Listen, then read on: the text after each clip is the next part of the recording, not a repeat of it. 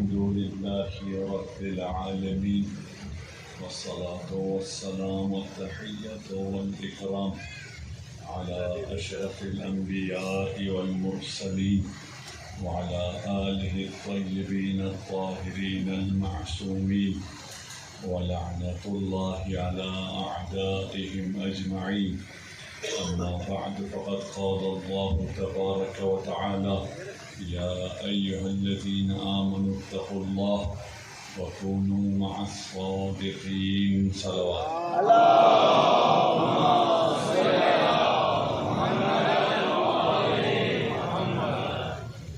میں تمام عزاداروں کا انجمن جانے سالانہ اہل بیت کا اور اس محلے والوں کا ہمسایوں کا شکریہ ادا کرتا ہوں. اگر آپ لوگوں کا تعاون نہ ہوتا تو میرے لیے یہ عبادت میسر نہ آتی. خدا کرے ایک ہی تمنا ہے کہ زندگی اپنے اور اہم یہ ہے کہ ہم سمجھیں، باتوں کو سمجھیں، ہمارے کانسیپٹس کلیئر ہوں. اگر کانسیپٹس کلیئر نہ ہوں تو بہت محنت کرتے رہیں گے، نتیجہ نہیں ملے گا. کانسیپٹس کلیئر ہوں تو تھوڑی سی محنت سے آپ کو بہت اچھا نتیجہ مل جاتا ہے.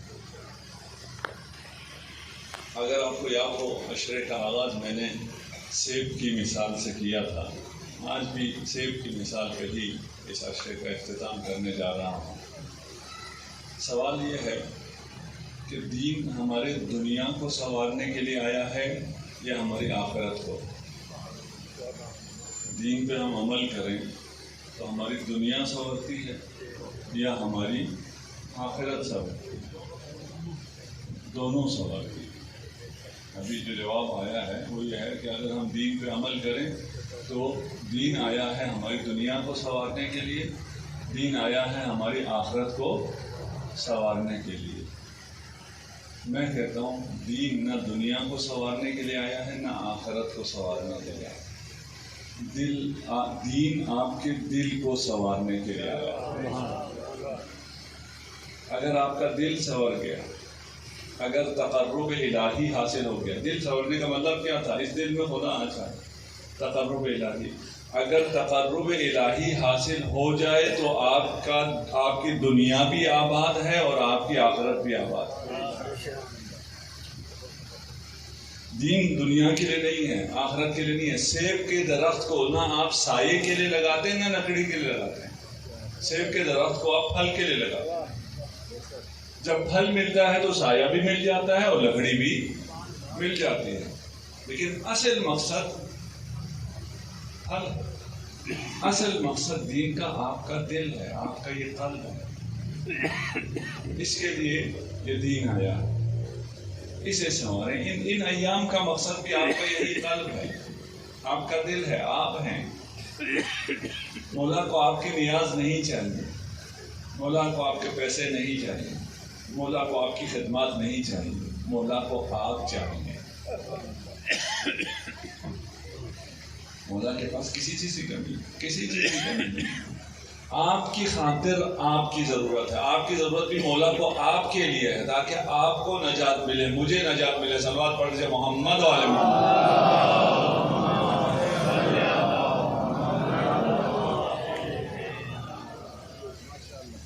ایک بچہ ہے، بچوں کے لیے تاکہ سٹوریز میں یہ بات سمجھ سکیں. کہتا تو میں بچوں کو ہوں لیکن کچھ بچے ایسے بھی ہیں جو بڑے ہو گئے ہیں، وہ بھی سمجھیں. ایک بچہ ایک سیب کے درخت کے کنارے میں سائے میں کھیلتا تھا، اس کے ساتھ رہتا تھا، اس کے ساتھ ٹائم گزارتا تھا. بچہ جب بڑا ہوا تو اس نے سیب کے درخت کو چھوڑ دیا، وہاں نہیں کھیلتا. کبھی کبھار وہاں سے گزرتے ہوئے سلام بھی نہیں، دیکھتا بھی نہیں، یاد بھی نہیں ہے کہ بچپن میں کتنا اچھا وقت گزرا، کتنا اس نے اپنا سایہ فراہم کیا. ایک دن یہ جوان ہو کے پریشان ہو کے سیب کے درخت کے نیچے بیٹھ جاتا ہے. سیب کا درخت پوچھتا ہے کیا ہوا؟ تو بڑا ہو گیا ہوں، شادی کرنی ہے، پیسے نہیں. سیب کا درخت کہتا ہے میرے پھل لگے ہوئے، سیب لگے ہوئے، سیب اتارو. جاؤ بازار میں بیچو، تمہیں پیسے ملیں گے، شادی کرو۔ بات تو صحیح ہے۔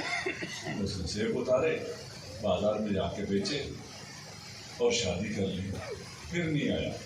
شادی کے بعد بچے ویسے ہی نہیں آتے، کچھ عرصے بعد پھر آیا، پریشان ہے، غمگین ہے، پریشان نظر آتے ہو، کیا ہوا؟ شادی نہیں ہوئی کیا؟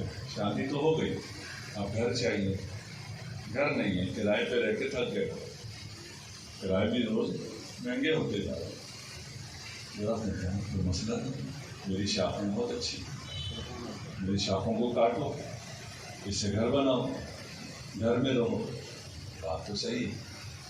اس نے شاخیں کاٹی، شاخوں سے گھر بنایا، اس میں رہنا شروع کیا، درخت کو پھر بھول گیا۔ اب بڑھاپا ہے، ریٹائرمنٹ کے نزدیک ہے، پھر آیا، پھر وہاں بیٹھا۔ ہاں اب کیا ہوا؟ بہت کام کیا، تھک گئے، کچھ تفریح کرنا چاہتا ہوں، بہت محنت کر لی زندگی میں۔ کہا تو کرو تفریح، کیوں نہیں کرتے؟ میں کیسے جاؤں؟ میرے پاس کوئی وسیلہ نہیں ہے، کوئی سواری نہیں ہے۔ کہا میرا تنا دیکھ رہے ہو، کتنا اچھا تنا ہے، اسے کاٹو، اس کی کشتی بناؤ اور گھومو، اپنی خستگی رفع، تھکاوٹ اتارو۔ اس نے کہا یہ بات بھی صحیح ہے۔ اس نے تنا کاٹا، کشتی بنائی، گھومتا رہا۔ اب کی جو آیا تو بوڑھا ہو چکا، درخت کے پاس آیا، درخت نے کہا کہ اب کیا ہوا؟ کہا بہت لمبی کہانی ہے۔ مجھے کوئی مسئلہ نہیں، اب میری شاخیں بھی نہیں ہیں، پھل بھی نہیں ہے، تنا بھی نہیں ہے، میرے سر پہ آ کے بیٹھ جاؤ، مجھے سناؤ، میں تمہاری کہانی سننے کے لیے تیار ہوں۔ جانتے ہیں درخت کون ہے اور یہ بچہ کون ہے؟ درخت ماں باپ ہیں اور بچے ہم اور آپ ہیں۔ ماں باپ اپنے بچوں کے لیے ہر طرح کی قربانی دیتے ہیں۔ کیوں دیتے ہیں؟ اس لیے کہ وہ بچے کو خوش دیکھنا چاہیے، اس لیے کہ بڑھاپے میں یہ بچہ سہارا بنے گا، اس لیے کہ میں آج کما رہا ہوں، اپنی خواہشات کو، اپنی لذتوں کو چھوڑ کے اپنے بچے کو کھلا رہا ہوں، بچے کو پہنا رہا ہوں، اس لیے کہ وہ بڑا ہوگا، وہ جب مزے کرے گا تو اس کا مزہ مجھے آئے گا۔ ہے یا نہیں ہے؟ سب کر رہے ہیں، اس میں کوئی استثناء بھی نہیں ہے۔ لیکن ایک مسئلہ ہے جس کی طرف میں نے آپ کو لے کے آیا، یہ صرف مادی ضرورتیں نہیں ہیں بچوں کی، بچوں کی ضرورتیں، بچوں کی خوشیاں، آپ کی خوشیاں، بچوں کو بھی چھوڑ دیں، دوسروں کو بھی چھوڑ دیں، اپنے آپ کی بات کریں، آپ کی خوشیاں صرف مادی نہیں ہیں، آپ کی معنوی خوشیاں بھی ہیں۔ نہیں پہنچ سکتا، آپ کی معنوی خوشیاں ہیں۔ آپ کی معنوی خوشیاں کیا مطلب ہے؟ جس طرح مادی قربانیاں دیتے ہو نا بعد میں مادی خوشی دیکھنے کے لیے، اسی طرح معنوی قربانیاں بھی دو۔ جوانی میں لذت گناہ کو ترک کرو، تمہیں خدا اس سے بہتر لذت دے گا۔ اپنے جوانوں کے لیے، اپنے بچوں کے لیے جس طرح کھانے پینے کو ترک کر دیتے ہو، اپنی خواہشات کو ترک کر دیتے ہو، تمہیں بھی جی چاہتا ہے بہت اچھا لیٹسٹ موبائل نہیں لیتے ہو، بیٹے کو لے کے دیتے ہو، تمہیں جی چاہتا ہے پتہ نہیں کیا کروں، نہیں کرتے ہو، بیٹے کی تعلیم پہ خرچ کرتے ہو۔ اسی طرح جب گناہ کا جی چاہے گناہ کو ترک کر لو، اس لیے کہ تمہیں اس معنوی قربانی کے نتیجے میں بڑی لذت ملنے والی ہے۔ بڑی لذت کیا ہے؟ اگر اچھی تربیت کرو بچوں کی تو آپ کو بڑھاپے میں بڑی لذت کیا ملنے والی ہے؟ اگر آپ گناہ ترک کرو گے حسین کے لیے، شہوت کو چھوڑ دو گے حسین کے لیے، پتہ کیا لذت ملے گی؟ آپ کا بچہ آپ کے ساتھ بیٹھ کے فرش عذاب پر آنسو بہائے گا۔ کسی بوڑھے باپ سے پوچھو نا کہ اس لذت کو کیسے محسوس کرتا ہے کہ اس کی آنے والی نسل، اس کا جوان بیٹا فرش عذاب پر بیٹھ کے حسین پہ آنسو بہا رہا ہے۔ کتنی بڑی لذت ہے، کتنا بڑا سکون ہے، کتنا بڑا اطمینان ہے۔ اس اطمینان، اس سکون کو حاصل کرنے کے لیے کیا کرنا ہوگا؟ جس طرح مادی قربانیاں دیتے ہو بہت دیتے ہو، اسی طرح معنوی قربانی بھی دو۔ قربانی کیا ہے؟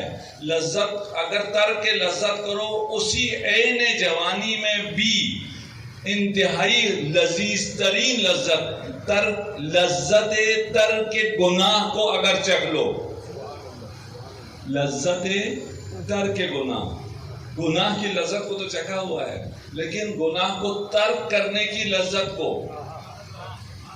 کوئی یوسف سے پوچھے نا کہ گناہ کو ترک کرنے کا کیا لذیذ ذائقہ ہے۔ اگر اس کو ہم سمجھ لیں، اپنے والدین تک ہم اس بات کو، اس میسج کو اپنے جوانوں تک، ایک آگے والدین بننے والے ہیں، اگر اسے ہم پہنچا سکیں کہ ہم نے گناہ کو ترک کرنا ہے، ہمارا نقصان نہیں ہونے والا۔ اگر ہم نے گناہ ترک کیے تو ہمارا کوئی نقصان ہوگا؟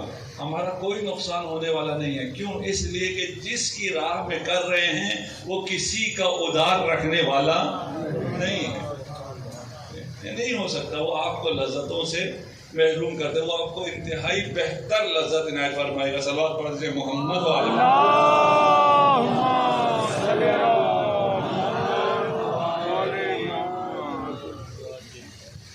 اب مسئلہ صرف اگر میری اس تک آپ آ گئے ہیں کہ جہاں تک میں لانا چاہ رہا ہوں، اور تھوڑا سا میں آج آہستہ اس لیے بول رہا ہوں، میری طبیعت بھی ساتھ نہیں دے رہی ہے اور باتیں آپ کی دل میں بھی اتارنی ہیں، دل میں بات تھوڑی آہستہ کریں تو اترتی ہے۔ آپ نے یہ سنا ہوگا، مجھ سے کل پرسوں بھی پوچھا گیا اور تقریباً روز پوچھا جاتا ہے، روز سے مراد نہیں بہت زیادہ پوچھا جاتا ہے کہ مولانا ہمارے پاس اتنے روپے ہیں، ہم حسین کی زیارت کو جائیں یا کسی غریب کو دے دیں؟ خاندان میں فلاں محتاج ہے، اس کی شادی ہونی ہے، اس کا علاج ہونا ہے اور اس کے ایجوکیشن کا مسئلہ ہے، میں اس پیسے سے زیارت پہ چلا جاؤں یا یہ پیسے غریبوں کو دے دوں؟ کیا کہتے ہیں؟ یہ سوال بنتا ہے یا نہیں بنتا؟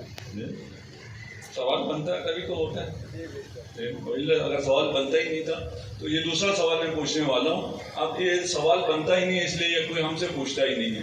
ایک شخص ہے، اس کو ہارٹ سرجری کے لیے ڈاکٹر نے کہا ہے، اس پہ 10 لاکھ روپے لگیں گے، کوئی بھی نہیں آتا، مولانا میرے پاس 10 لاکھ روپے ہیں، مجھے ہارٹ سرجری کے لیے کہا ہوا ہے، میں اپنے دل کا آپریشن کراؤں یا کسی غریب کو دے دوں؟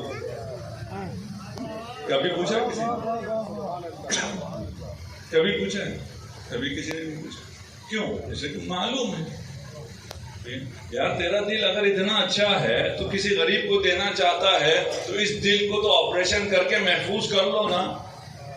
یہ ایک دفعہ 5 لاکھ 10 لاکھ دینے سے مسئلہ تو حل نہیں ہوگا، تو 40 سال 50 سال 80 سال 100 سال دیتا رہے، اس دل کو محفوظ رہنا چاہیے۔ یہ سارے پیسے اسی دل پہ خرچ ہونے چاہیے، آپریشن ہونا چاہیے، غریبوں کی کوئی بات نہیں، ہو جائے گا، غریبوں کو یہ دل دیکھ لے گا، ہے یا نہیں؟ یہاں تو دیکھیں مادی ہمیں کتنی جلدی سمجھ میں آتا ہے، معنوی ہمیں سمجھ میں آتا ہی نہیں ہے، پتہ نہیں کیا ہو جاتا ہے۔ یہ ایک ہی چیز ہے۔ یہاں پر اگر آپ زیارت امام حسین کے لیے جاتے ہیں، وہاں آپ کا دل پاک ہوتا ہے۔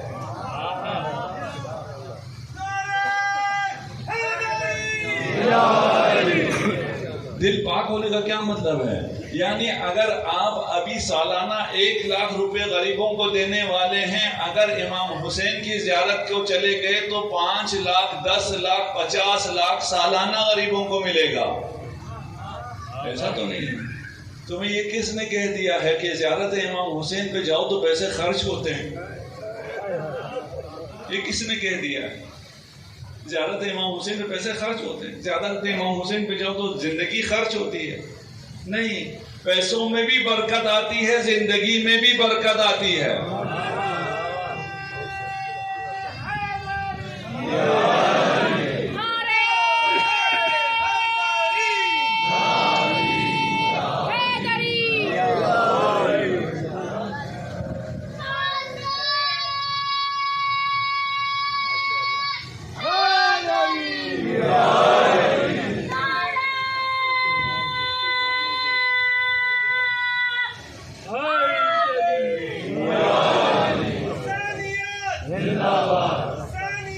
زندہ یہ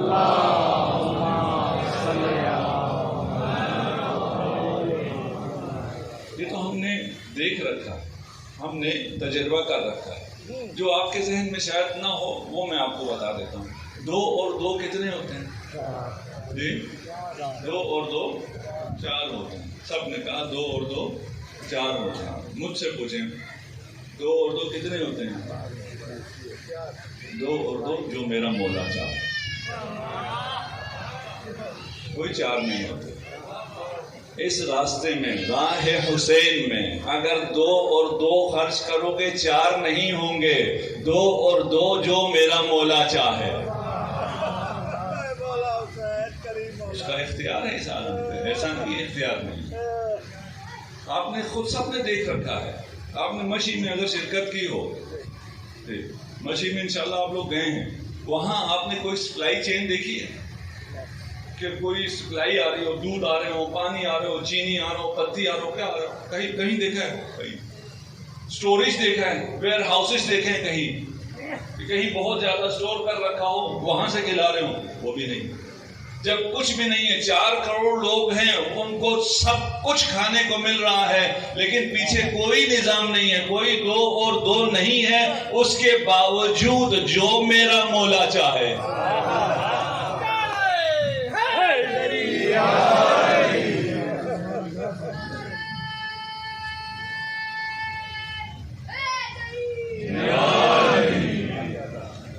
عملہ دیکھا، ہم نے ہر روز دیکھا. ہمیں تو یہ بات بتانے کی ضرورت نہیں ہے کہ 2 اور 2 4 ہوتے ہیں. نہیں بھائی، 2 اور 2 جو میرا مولا چاہے.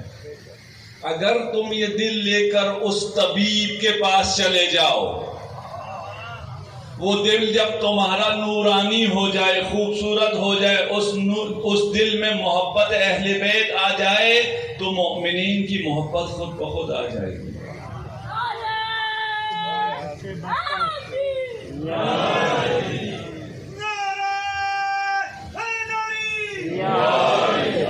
اچھا، اگر شاید آپ کہیں اچھا اگر ایسا ہو جو کربلا سے ہو کے آتا ہے وہ زیادہ دیتا ہے، جو نہیں جاتا وہ کم دیتا ہے، تو کربلا سے جو واپس آتے ہیں انہوں نے بہت زیادہ دیا ہو، ہمیں تو کہیں نظر نہیں آیا. یہی تو حسین دیتا ہے کہ اس سے پہلے کربلا جانے سے پہلے جب انسان 1 روپیہ دیتا ہے 100 روپے کا شور کرتا ہے. کربلا سے آنے کے بعد کروڑوں دیتا ہے لیکن خاموش رہتا ہے. یہ کرم سیکھ کے آتا ہے. کس سے کرم سیکھ کے آتا ہے؟ جب مولا کے پاس ایک آیا نا، کسی نے اپنے نیاز بیان کرنا چاہی تو امام نے فرمایا خاموش، کہو نہیں، لکھو. تم کہو گے نا تمہیں شرمندگی ہوگی، مجھے یہ بھی برداشت نہیں ہے.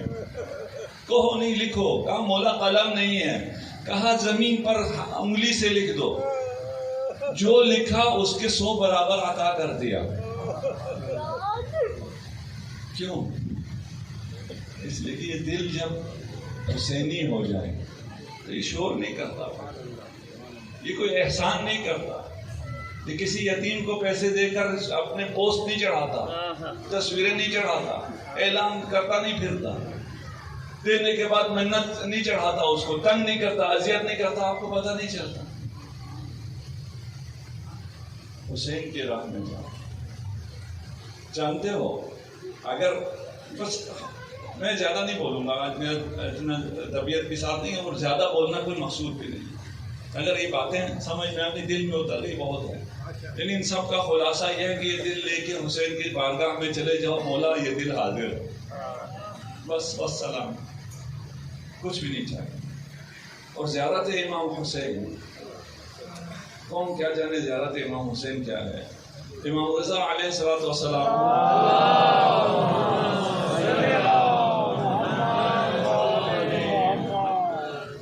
آج کے دن بہتر صلوات رکھنی چاہیے.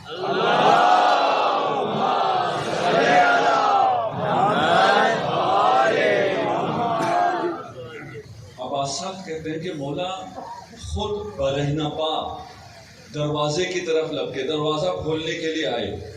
میں نے کہا مولا میں ہوں نا، خادم ہوں آپ کا، دروازہ کھولوں گا. کہا نہیں، میں نے خود دروازہ کھولنا ہے. میں نے پوچھا یہ سب کون آ رہا ہے؟ ایسا کون آ رہا ہے جس کے لیے دروازہ کھولنے کے لیے آپ خود تشریف لا رہے ہیں اور برہنہ پا تشریف لا رہے ہیں؟ کہا حسین کے زائر آ رہے ہیں. نہیں پہچان سکتے. حسین کے زائر آ رہے ہیں. امام رضا خود تشریف لا رہے ہیں، برہنہ پا تشریف لا رہے ہیں. دروازہ کھولا، ان کو سینے سے لگایا، انہیں سونگا. اور جب انہوں نے کہا کہ ہم آپ کے لیے ہدیہ لے کے آئے ہیں، تحفہ لے کے آئے ہیں، کہا کیا لائے ہو؟ کہا خاک شفا لے کے آئے ہیں. مولا نے خاک شفا کو چوما، آنکھوں سے لگایا اور کہا نہیں جانتے اس خاک پر کون سا خون بہا ہے.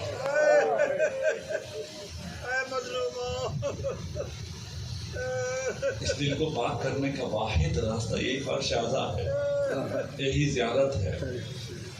جانتے ہو راویہ ہیں، ابھی ان کا نام صحابیہ ہیں، نام میرے ذہن سے نکل گیا، بار جو بھی نام ہو. اور خواتین کے لیے اگر وہ مدینے میں ہی کیوں نہ ہو، مسجد نبوی قریب ہی کیوں نہ ہو، ان کے لیے حکم یہ ہے کہ اپنی نماز اپنے گھر میں پڑھو. تمہارا گھر ہی تمہارے لیے مسجد ہے. کہاں؟ مدینے میں. کس مسجد کے مقابلے میں؟ مسجد نبوی کے مقابلے میں تمہارا گھر تمہاری مسجد ہے. امام سے پوچھا کرتے تھے، مدینے میں بیان کیا کرتے تھے کہ تمہارا گھر ہی تمہاری مسجد ہے، یہیں رہو. اسی راوی سے امام ارشاد فرماتے ہیں تم زیارت حسین کے لیے گھر سے کیوں نہیں نکلتی ہو؟ تم کیوں نہیں نکلتی ہو؟ تم نکلو، تم عزاداری کے لیے گھر سے نکلو، فرش عزا پر آؤ. تمہارا گھر عزا خانہ نہیں ہے، عزا خانے میں آنا ہوگا، لیکن تمہارا گھر مسجد ہو جائے گا. وہاں نماز پڑھو گے تمہیں مسجد کا ثواب ملے گا. امام کاظم علیہ السلام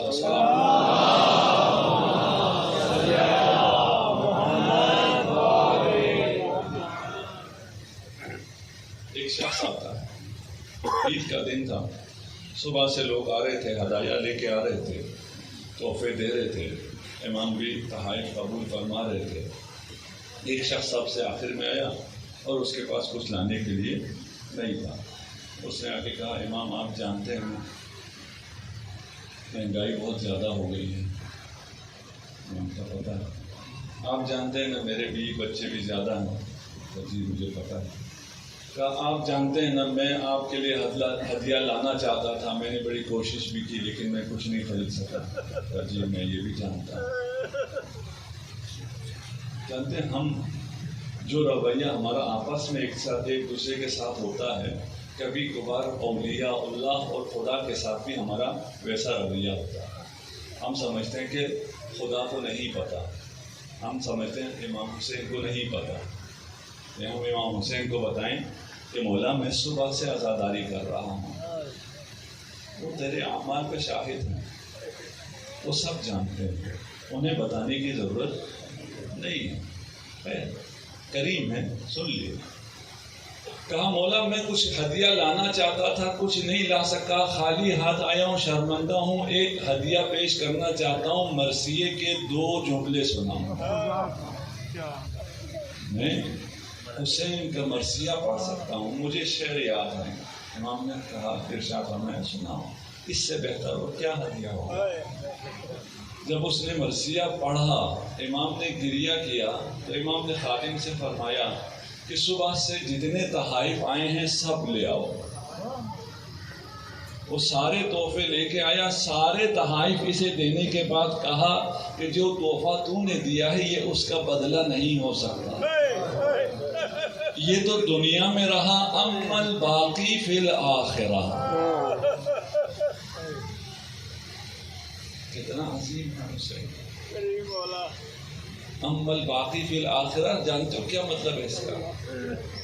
کہ باقی جو رہ گیا دنیا میں تو ہم نے دے دیا، تمہیں جو کچھ ملا ہے یہ حسین کا صدقہ ہے.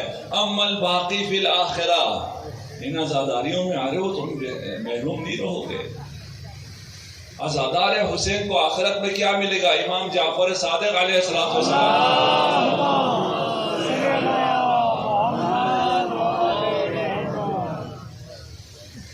ارشاد فرماتے ہیں کہ آخرت میں عزادار کو، زائر حسین کو ہر وہ چیز ملے گی جو ہمیں عطا ہو. نہیں سمجھ سکا، میں نہیں سمجھ سکا، آپ کیا سمجھیں؟ قیامت کے دن معصومین کو کیا عطا ہوگا کون سمجھ سکتا ہے؟ امام ارشاد فرما رہے ہیں ہمیں جو کچھ بھی ملے گا ہم کہیں گے یہ عزادار کو بھی ملے، یہ زائر حسین کو بھی ملے. اتنا خوبصورت در ہے. ادھر سب چھوڑ کے آ جاؤ. اچھا، قل یا عبادی الذین اسرفوا علی انفسہم،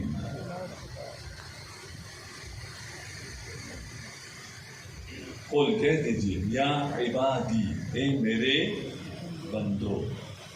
عبادی سمجھتے ہیں؟ اللہ کہہ رہا ہے میرا بندہ. جو اللہ کا بندہ ہو وہ اللہ کا بندہ کتنا اچھا ہوگا، کتنا پرہیزگار ہوگا، کتنا نمازی، پرہیز، روزے، صوم و صلاۃ کا پابند ہوگا، گناہ تو اس کے قریب سے نہیں گزرا ہوگا. جو عباد ہوتا ہے، اللہ کا بندہ ہوتا ہے، شیطان کا اس پہ سلطان نہیں ہے، شیطان کا اس پہ بس نہیں چلتا.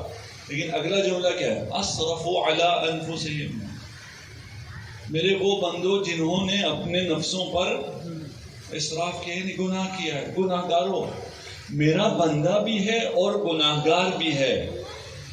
یہ سمجھ میں آ رہا ہے کہ اگر جو گناہ گار ہے تو وہ عبودیت سے خارج ہو کر گناہ کرتا ہے. وہ جب تک اس کا رشتہ خدا سے ٹوٹے نہیں گناہ وہ نہیں کرتا. یہاں گناہ کیا، یہاں رشتے عبودیت کو اس نے پارا کیا، یہاں وہ رشتے عبودیت میں آیا، وہ گناہ سے پاک ہو گیا. یہاں خدا جمع فرما رہے ہیں، خدا یہ ارشاد فرما رہے ہیں کہ یہاں یا قل یا عبادی الذین اسرفوا علی انفسہم، میرے وہ بندو جنہوں نے گناہ کر رکھے ہیں. یہ کون سے بندے؟ یہ جمع کرنا میرے لیے واقعاً سخت تھا. جب تک روایت سامنے نہیں آئی، جب تک ہمیں امام سے رہنمائی نہیں ملی، امام جعفر صادق علیہ السلام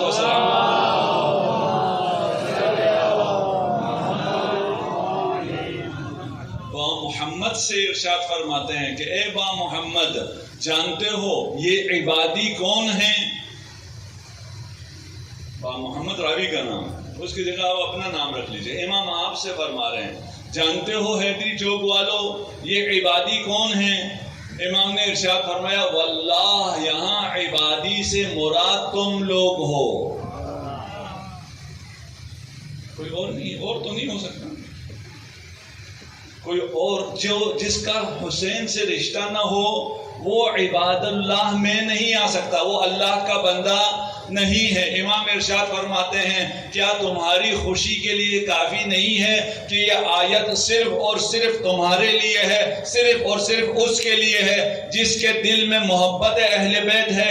اس سے خدا ارشاد فرما رہا ہے محبت کے ہوتے ہوئے کبھی کبھار اگر تجھ سے گناہ ہو گئے ہیں لا تقنطوا من رحمت اللہ، اللہ کی رحمت سے مایوس نہ ہو. امام ارشاد فرماتے ہیں کہ جتنی بھی آیتیں ہیں قرآن میں جو انسان کو جنت کی بشارت دیتی ہیں، جنت کی طرف لے کر جاتی ہیں، وہ تمام کے تمام آیتیں فینا و فیکم، وہ ہمارے اور تمہارے بارے میں ہیں. اور جتنی جہنم کی وعید ہے وہ ہمارے دشمن اور تمہارے مخالفین کے لیے. صلوات پڑھ دیجئے محمد و آل محمد.